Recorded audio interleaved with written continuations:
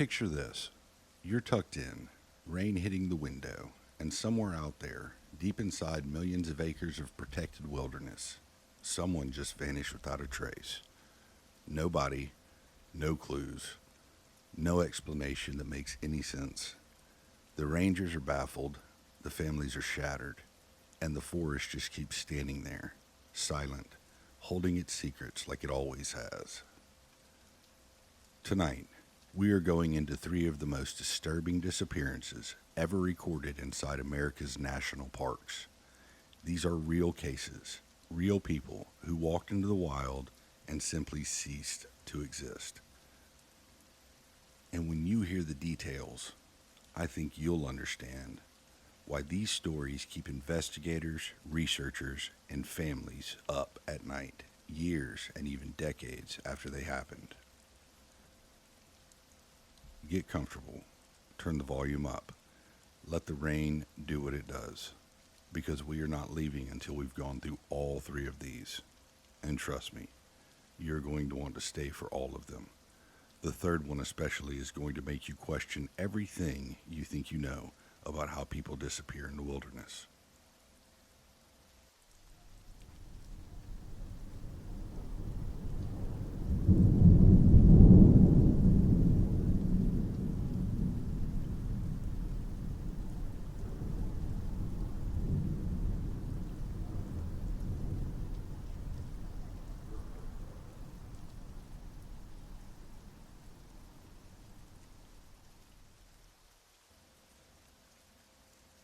The Vanishing of Dennis Martin, Great Smoky Mountains National Park, June 1969. It was Father's Day weekend, and the Martin family had done everything right. They were experienced outdoors people. They planned the trip carefully. They packed appropriately. They were not reckless tourists stumbling into the backcountry without a clue. They were a family who loved the mountains and knew how to move through them, and that detail matters. Because what happened to 6-year-old Dennis Martin has never been explained in any satisfying way. The family hiked into the Smoky Mountains and made camp near Spence Field, a beautiful open area sitting at a high elevation with wide grassy meadows and long sight lines in multiple directions. The fathers and the children were playing a little game, a harmless prank where the kids split up and would sneak up and surprise the adults. Dennis and the other children separated briefly, just for a moment, just long enough for the plan to work. The other children came out of the tree line laughing. Dennis did not come out. He was just gone. What followed was one of the largest search and rescue operations in the history of the national park system up to that point. Hundreds of searchers, military personnel, Green Berets who happened to be in the area training, expert trackers. They searched for days in deteriorating weather. Rain came in hard and washed away any potential tracks. The conditions became brutal. Searchers were themselves getting lost and disoriented in the dense mountain terrain. And they found nothing. Not a shoe, not a piece of clothing, not a single hair. And I want you to pay close attention to this part. A family by the name of Key was hiking in the area around the same time Dennis disappeared. One of the Key family members reported something disturbing. They saw a man emerge from the tree line carrying what appeared to be a large, limp bundle over his shoulder. The man was described as dirty, wild-looking, and moving quickly. The witness said the bundle was the right size to be a child. This report was made to authorities. For years, investigators and researchers have wrestled with what this sighting means. Was it nothing, a misidentification, a coincidence? Or was it exactly what it looked like? A man carrying a child away from the area where Dennis Martin had just vanished. The FBI eventually got involved. There were whispers about a violent group known to operate in remote Appalachian areas during that period. Those whispers were never confirmed, never resolved. The case just sat there, festering, unanswered. Dennis Martin has never been found.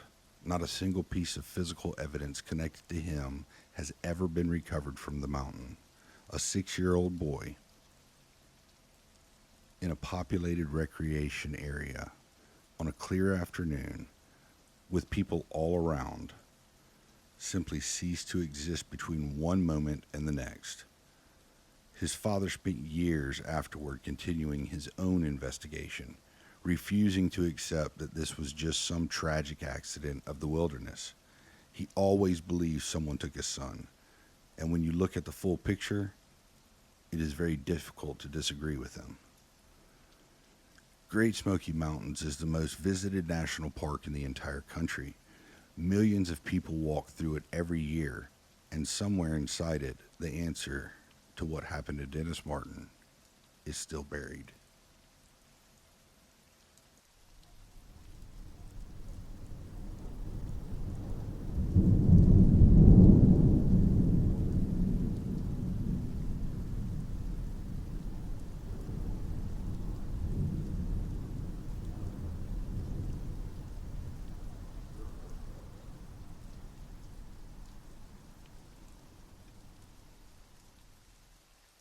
Stacy Ross, Yosemite National Park, July 1981.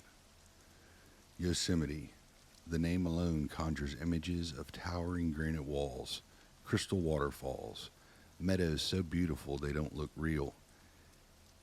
It is one of the crown jewels of the entire park system, and it draws visitors from all over the world who come to experience something genuinely extraordinary. It is also the setting of one of the most baffling disappearances in national park history.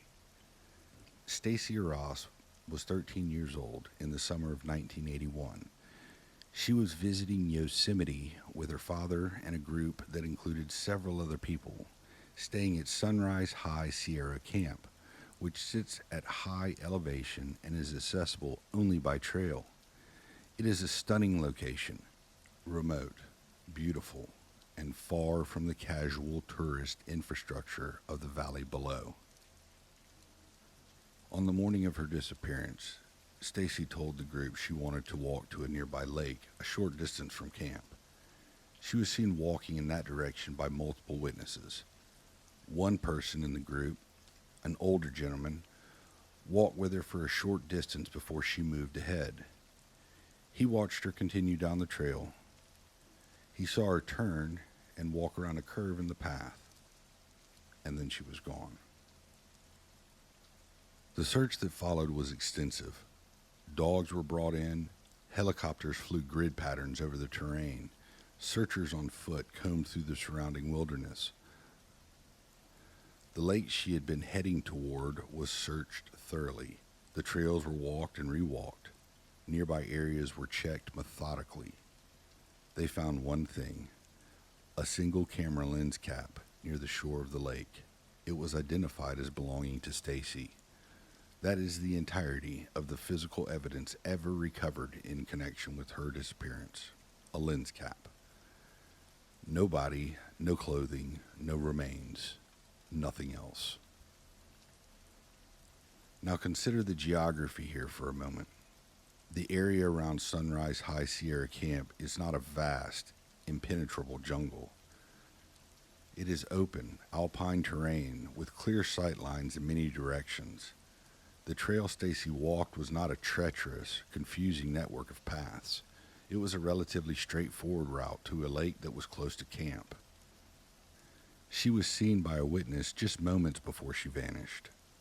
The distance between that last sighting and the lake was not far, and yet she was never seen again.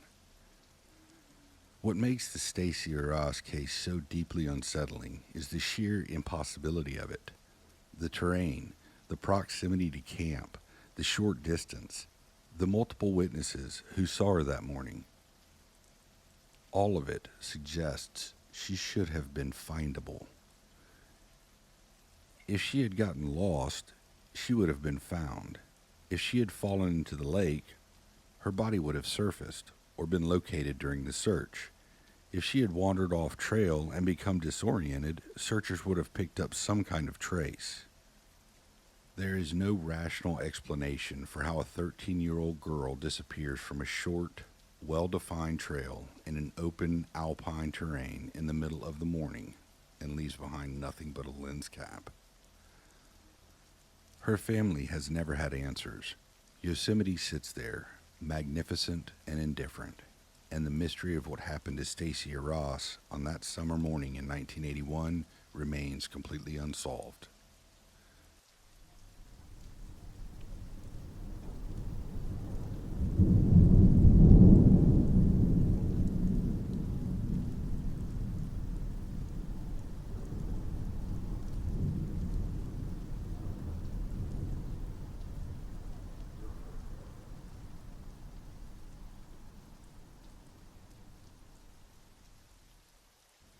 And this one is different.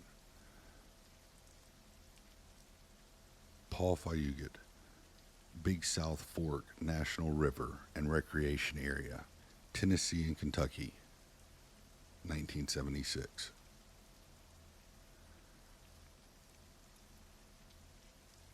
I want to set the scene for you before we get into the details, because Big South Fork is not one of those parks people typically talk about when they discuss national park disappearances. Most people haven't even heard of it. But it is a wild, rugged, deeply isolated country. Dramatic sandstone gorges, dense forest, river systems that cut through terrain so tangled and rough that even experienced outdoors people can find themselves genuinely turned around. Paul was an experienced outdoorsman. He knew the area. He had been there before. In the autumn of 1976, he went into the backcountry and he did not come back. A search was conducted. Searchers went through the area looking for any sign of him. And what they found, or more accurately, what they failed to find, is what pushes this case into territory that is genuinely hard to explain. Now I want to pause here and talk about something larger, because the Fugate case is a good entry point for a pattern that researchers who study national park disappearances have identified repeatedly. And when you understand this pattern, these individual stories start to feel less like isolated tragedies and more like pieces of something much bigger and much stranger. Investigators and researchers who have spent years cataloging disappearances inside national parks have pointed out several characteristics that appear over and over again in these cases. First, many disappearances occur within a very short distance of where the person was last seen. We're talking sometimes a matter of feet. An area gets searched and nothing is found, yet the person is never recovered. Second, a disproportionate number of disappearances happen near or around bodies of water, lakes, rivers, streams, wetland areas. The water connection shows up so frequently it is difficult to dismiss as pure coincidence. Third, and this is the one that tends to make people genuinely uncomfortable, dogs frequently lose the scent almost immediately. Trained search and rescue dogs, some of the most reliable tools available to search teams, simply stop tracking. Fourth, in a significant number of cases involving children, the child is found alive but in a location that seems physically impossible for them to have reached given the time elapsed and their physical capabilities. And when found, they often cannot explain how they got there, nor do their accounts of what happened make any logical sense. The Fugate case hits several of these markers. The search produced nothing. The terrain, while rugged, was not so extreme as to make a complete disappearance, with zero evidence easy to understand. People who study these cases professionally are not necessarily saying something supernatural is happening, but they are saying that the pattern is real, It is documented, and conventional explanations like exposure, falls, drowning, or getting lost simply do not account for all of these disappearances in a satisfying way. The evidence, or the staggering absence of evidence, suggests something is happening in these wild places that we don't fully understand. And that might be the most disturbing conclusion of all.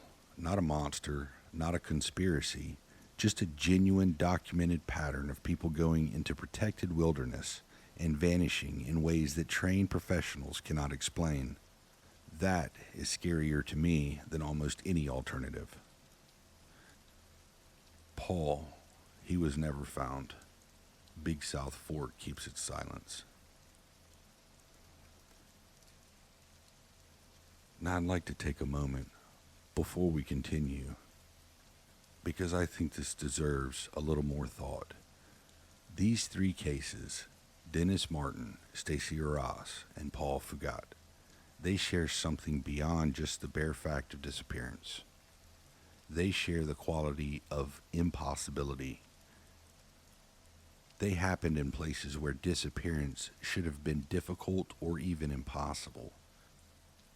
They were investigated by capable, experienced people who wanted answers, and they remain open, unresolved, with no satisfying explanation on the table.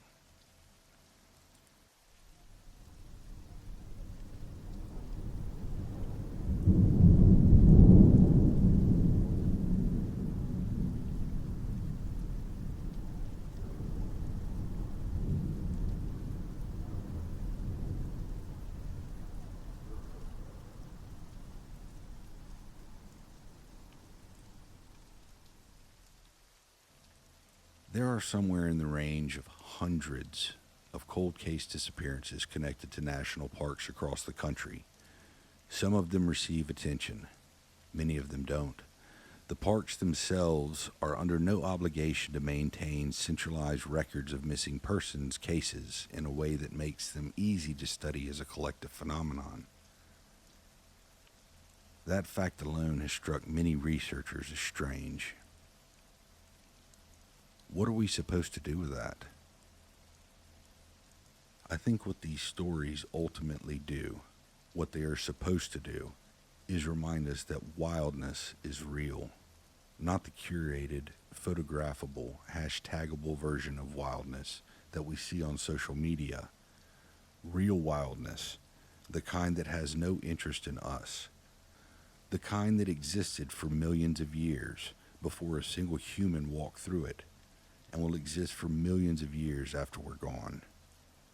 The national parks preserve something extraordinary, but part of what they preserve is mystery.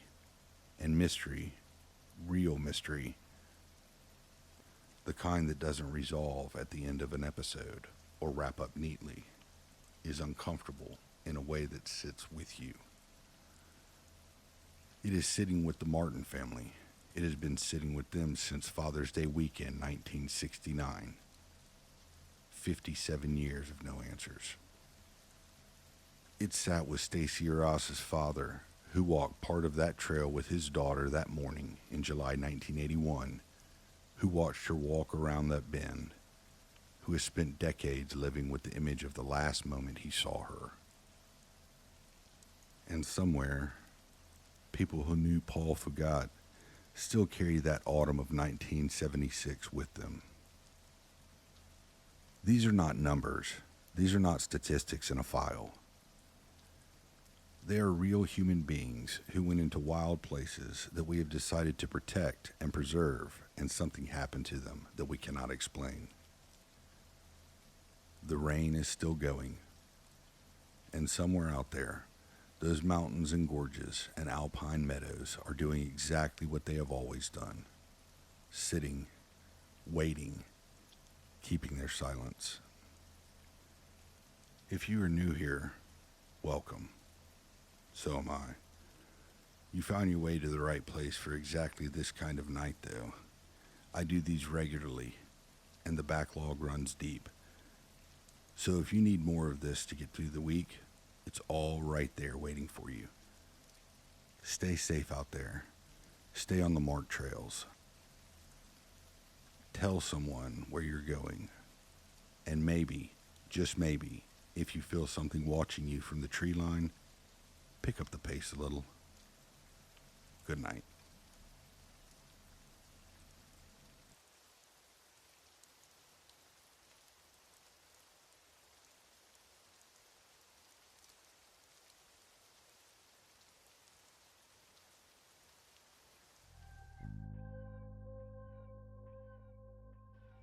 And that's where we leave it for now. The shadows have their own stories. They'll whisper yours back to you in the dead of night. If you're still watching, thanks for sticking with me. Really, it means a lot. If this stayed with you, please drop a like. Subscribe if you're ready for whatever comes next. We will be here. Rest easy. Nothing gets past us.